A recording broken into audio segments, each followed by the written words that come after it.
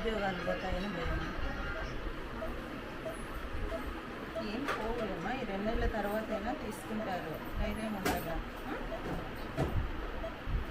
ఎక్కడ చేస్తున్నారు మీరు? టౌన్లోనేనా? రాణీనగర్లో.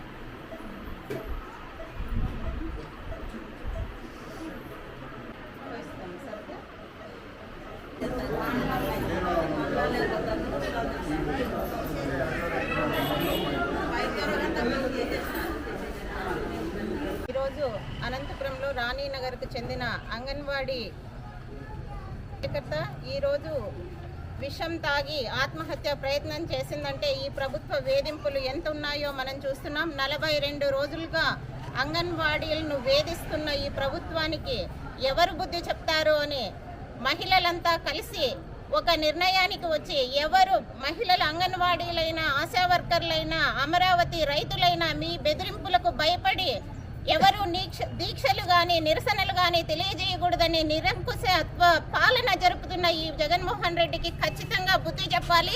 2024 ఎన్నికల్లో ఖచ్చితంగా బుద్ధి చెప్తారు.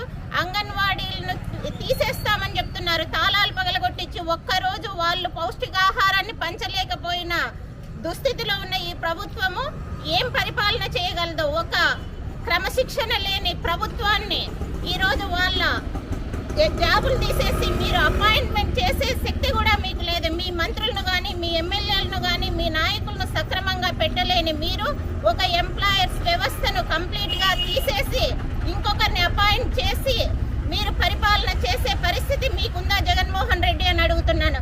మీడియా ముందుకొచ్చి ఒక ప్రెస్ మీట్ పెట్టి భరోసా కల్పించలేని వ్యక్తివి నువ్వు.